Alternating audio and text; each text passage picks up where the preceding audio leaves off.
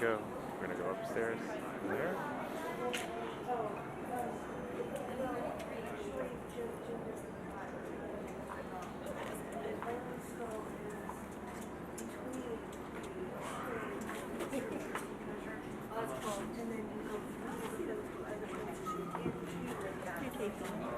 So it doesn't. Hello.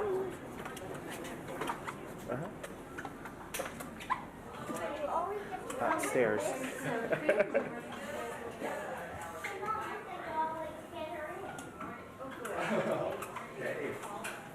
Why would you take the elevator? Because it's not here.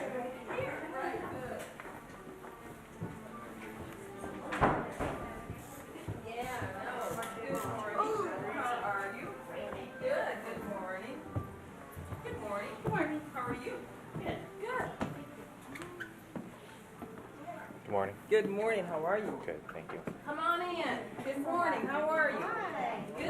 Who is this you have here? Hello. How are you? Oh, you are good. Yeah, I saw that. Did you see it on the? He signed it. Very nice. Morning. Hello. How are you?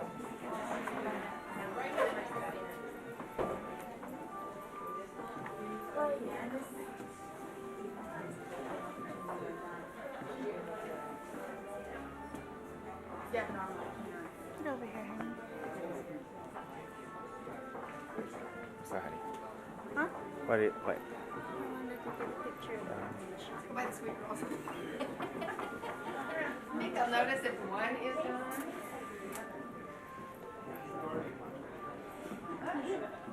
Better start now. Oh, it's stone. Oh yeah, I saw.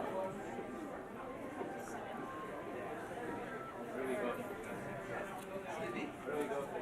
No seats. You'll go right around the corner to the trophy room. There's no seats? Well, in there, I guess. Right. Let's go. And we're back. Amaryllis.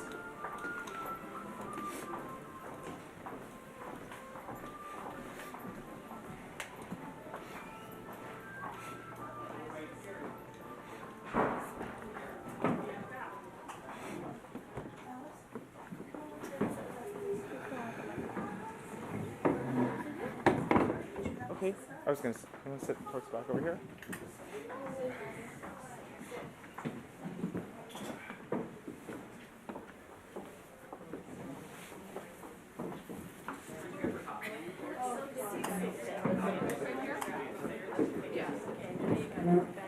Say bye.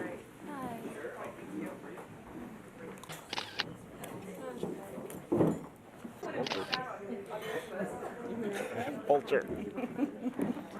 The table. You need another cup, sir, and then you'll go.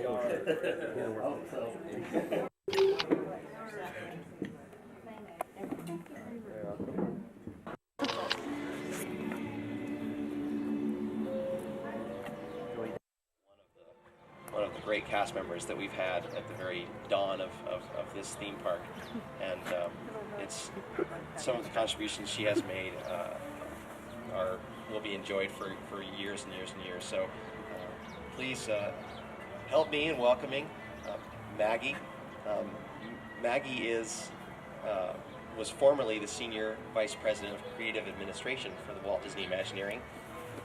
Maggie Elliot really was involved in a lot of the prototypes for many of our attractions and such. So I think she'll have a lot of interesting insight for you. So let's welcome her this morning. Thank you. Thank you. Can you hear me okay?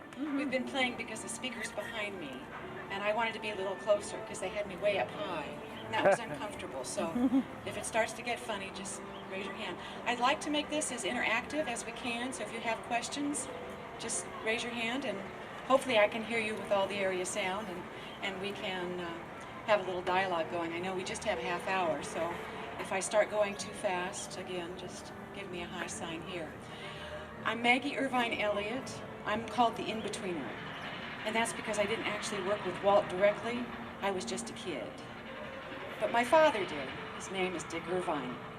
And for those of you that follow the organization. You know, he was very active with Walt. So what I'd like to do is just kind of start with him a little bit and tell you a little bit about him and a little bit about myself, and then a little bit about Herb Ryman, who is my godfather, and that kind of shows you my connection to the Disney organization. My father, Dick Irvine, was a motion picture art director, and he worked in the 40s for 20th Century Fox. And during that time, Walt decided he was going to do some war films, and he pulled some art directors from various studios, and Daddy, Dick, went over to work with Walt, and he worked on How to Pack a Pack Mule and Victory Through Air Power, and he was art director on that. He's most noted for his work. He was nominated for Academy Award on Miracle on 34th Street. We see that every Christmas. And then High Noon, which is a wonderful, wonderful old Western. Those are probably his most famous films. And he worked very closely with Herb Ryman and Lyle Wheeler, who was a very famous motion picture art director in the 30s and 40s. And isn't that fun? A fun perspective? Can you imagine the imagination going into this? This is a fun one. This is another overall of Tomorrowland.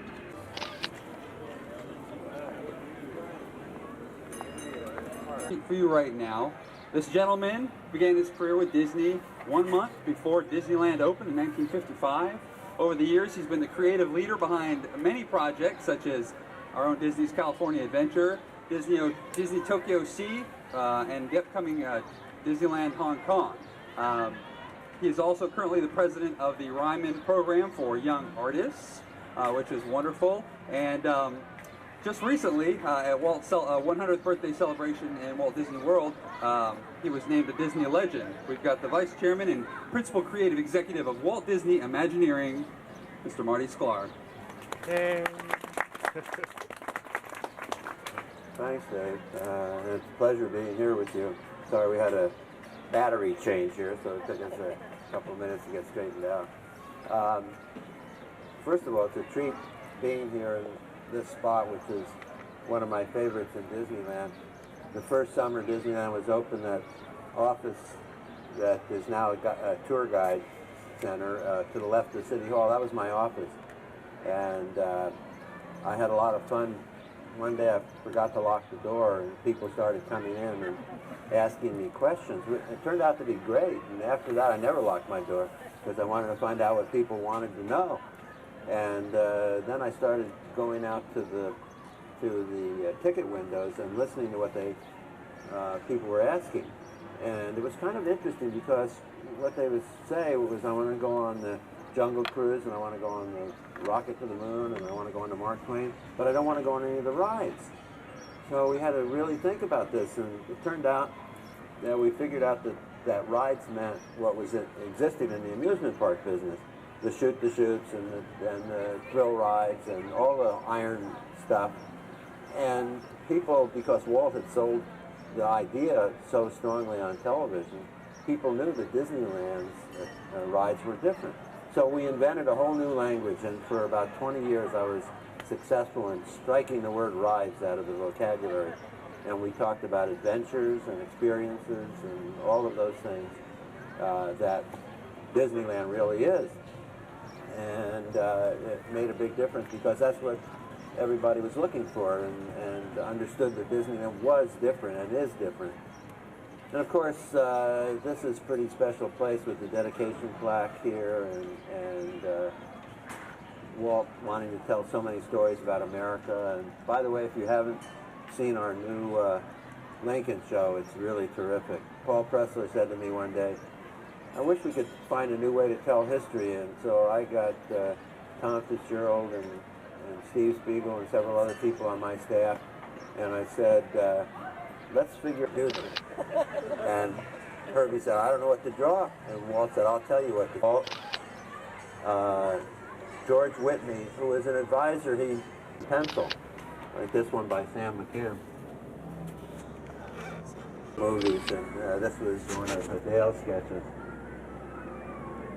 Agreed on here, and now we're looking at the color. How do the colors go? Shops and stores on Main Street would have to really carry out the spirit of here. Well, it turned out we didn't have any costumes like this, they'd be fired on the spot. But this is the opening day for and Conestoga wagons on the painted desert, rainbows, and It's a Small World.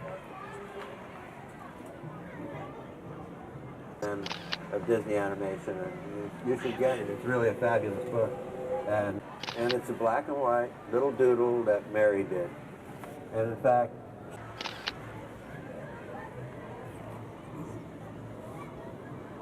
He just did the George Bush figure for the Hall of Presidents at Walt Disney World, the backgrounds, and Exitensio wrote all the early illustration of Tom Sawyer Island.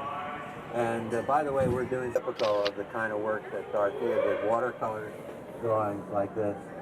And Walt wanted to tell the public about something he was going to do. Herbie did the sketch. I was instructed by Dick Irvine. Something is that dead? Started with Walt Disney Imagineering in 1955, and she's been a part of creating prototypes or helping create prototypes for almost every Disneyland project since then. And when she retired in 1986, and the title she's most proud of is Imagineer. She was the first Imagineer hired by Walt Disney who was a woman, and that's a real special thing. And we've been talking with some really neat people today, and I can't wait to hear what Harriet has to say. So please help me in welcoming her. And just to give you a little warning, we are going to be entertained in another way in our Coronation Plaza Gardens here by a musical group that's going to start playing at the same time as our presentation. So just background music for Harriet and her wisdom here today. So thanks, Harriet. Thank you, Matt. All of you. And welcome. This is a special morning, and I'm sure that Herb Ryman and Walt Disney are smiling at both of you. Herb was our sparkler boy, and this is a sparkler day, it seems like. He would save his 4th of July sparklers and bring them to all our parties, and would use it at Alphonse's restaurant on Riverside Drive, and then he would order a cake, put the sparklers in him, set them afire, and poor Alphonsus never said a word when he burned holes in all the tablecloths and napkins. But it was a sparkler day. So we'll hope all of your day is as sparkly as we would hope it would be for her. Walt was such an unusual talent that you've heard about and appreciate, or you wouldn't be here. But everything that we did, some of it we would think really we wouldn't be able to do. Walt said, it'll be done, and it was. The impossible was always done. He was full of ideas, full of enthusiasm, filled with imagination that you all appreciate. So every